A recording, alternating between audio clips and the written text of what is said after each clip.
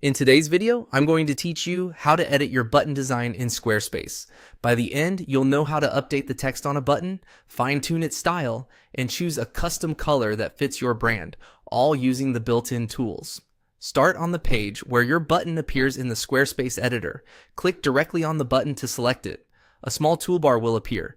Click the pencil icon to open the editing panel. In this panel, switch to the content section.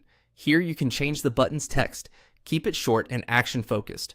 Phrases like shop now, get started, or learn more work well and make your call to action clear. Next, move over to the design section within the same panel.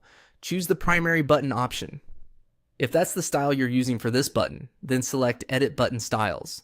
This opens the style controls that apply across your site for that button type.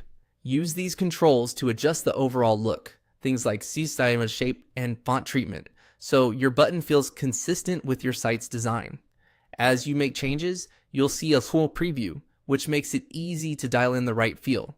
When you're ready to refine color, use the back arrow at the top of the styling panel to return to the main site styles area.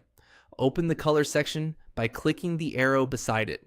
Squarespace organizes colors into sections or themes, and each section of your page uses one of these color families.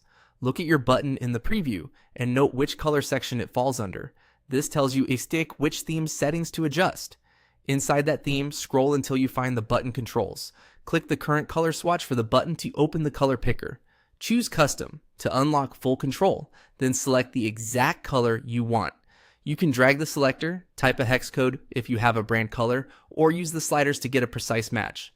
Aim for strong contrast between the button background and the text so it remains readable and accessible. As you fine-tune, keep an eye on how the color looks across different sections, especially if your site uses multiple backgrounds. That's it.